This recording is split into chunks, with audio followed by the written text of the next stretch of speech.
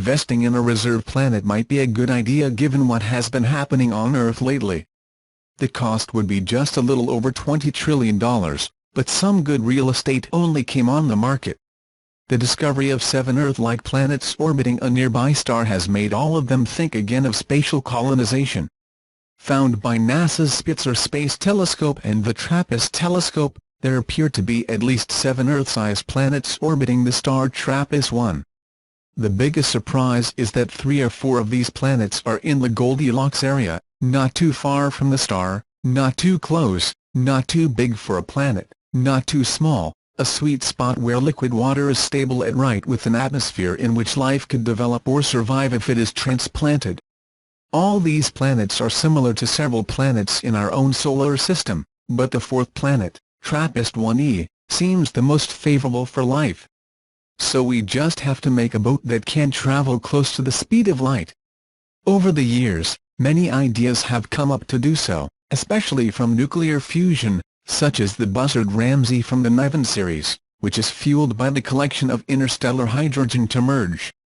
Whichever method you choose, the absence of friction in space means that you only have to give continuous pushing impulses, even the smallest ones, that eventually accumulate to push the ship at near light speeds. TRAPPIST-1 is a small ultra-fine M-type dwarf star that has a mass, luminosity and radius about 1/10 of our Sun. It has a surface temperature of 2550 kelvins, 4130 degrees Fahrenheit, and is young, not much more than 500 millions of years.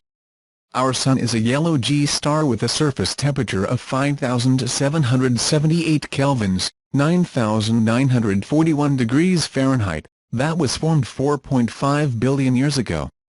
TRAPPIST-1 is rich in metals, meaning it was formed from a gaseous nebula rich in accumulated metals from past supernovae. Supernovae are the only explosions large enough to form heavier metals than iron.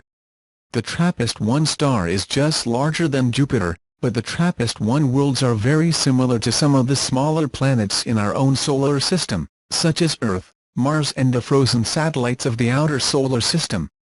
The Goldilocks zone is essential for the origin of life on any planet.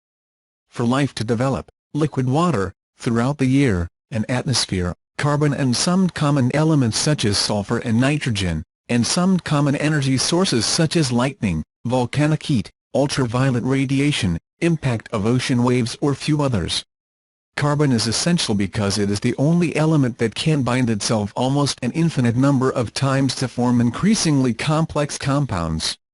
Water is necessary since it is the only compound with the proper boiling and freezing points, the thermal and electrical conductivities, the density of its solid with respect to its liquid, it is the most efficient solvent, it has great acid-base properties and form hydrogen bonds, all the properties necessary for life to develop.